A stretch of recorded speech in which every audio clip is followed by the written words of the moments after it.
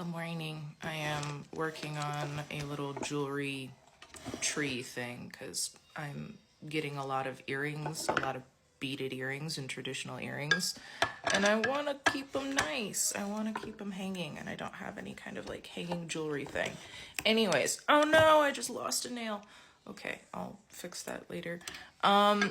So I was on a live stream the other day and someone was kind of just asking about, what I've been up to and how I got into doing what I do. And for folks who don't know, and I don't blame you if you don't know because I don't talk about it that much, I am a full-time content creator here on TikTok. I make content mostly, I make content about a lot of stuff, but my platform got as big as it did because of my content about climate action, climate issues related to oil pipelines mostly. Lately, it's been about liquid natural gas.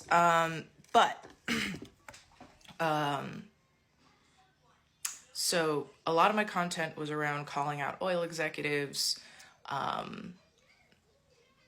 and what they were doing to target vulnerable communities, including indigenous communities. I had a lot of content for the Stop Willow project that folks found me on. I have a lot of friends in the climate action community. I am in a couple of group chats. There's a lot of climate creators out there that you probably follow that I swap ideas with all the time. And that's, that's the circles I run in over there. But I also have been sent to DC twice now in the last couple months, last November, and then again at the end, or was it the beginning of March, end of February? Anyways, a climate group sent me there to support their climate activists. And that was a great experience. I learned a lot, met some really cool people in the climate action space, making connections there. I'm also working to help my dad with his repatriation project. I'm getting reconnected with my tribe, with the indigenous communities, and just understanding what they need communicated and making sure that I'm on the same page. That's the goal right now. There's been a whole lot on a personal level that has been changing rapid fire very quickly. In the last year, so I had to do a lot of changes on a personal level very, very quickly in order to keep my family safe. So I was a part of multiple climate campaigns simultaneously and back to back around this time last year. And as a result of those campaigns, I got put on some really nasty parts of TikTok and started receiving death threats. And it would have been one thing if those threats were coming from just random bot accounts. I have a whole playlist dedicated to the bot accounts that I deal with all the time. I don't think they're real people, but I do keep an eye on them. However, during that campaign, I was receiving death threats from people. I did not talk about it at the time because I did not want the folks who were harassing me in the comments to I found at the time that the more I talked about the hate comments, the more comments I would get from that crowd. And it would start with harassment because I was talking about climate stuff, and then it turned into harassment about my identities because they would go onto my profile and see who I am. So that was when I started making arrangements to move my family closer to my support network. I wasn't 100% sure that something was going to happen, but my brain was telling me that I needed to make arrangements for the event that something did. And I needed to be in an area where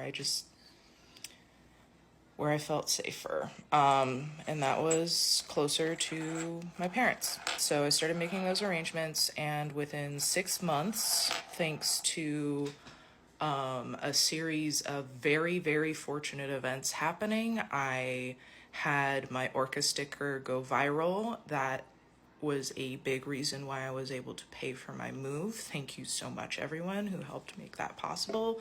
My shop with my Orca goodies was entirely the reason why I was able to finally pay to move somewhere where I felt safe again. And it has taken the last 4 months or so for me to feel normal again. And it's been a year of me locked in a state of hypervigilance because of the harassment that I received during that time. And it was a time of extreme stress that I went through while I was making arrangements to get out of that housing situation. I had some very toxic neighbors.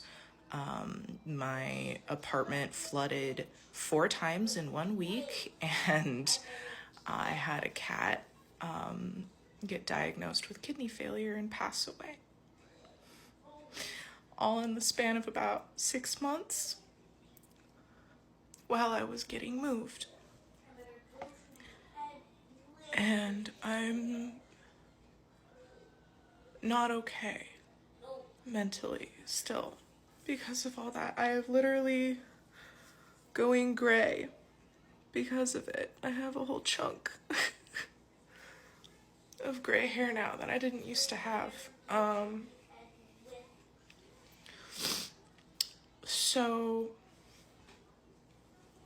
that's how I got here. Now I am talking about my dad's repatriation work for our tribe. And it's,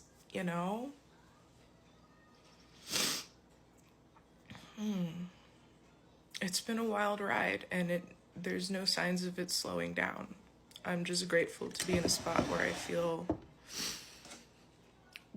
mostly secure, and I feel safe leaving my kids home, knowing that my partner has support while I have to travel for the work that I do now. Because before, I did not feel secure doing that.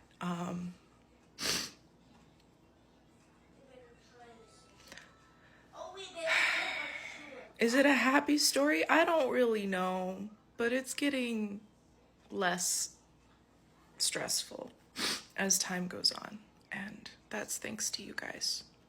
So, thank you.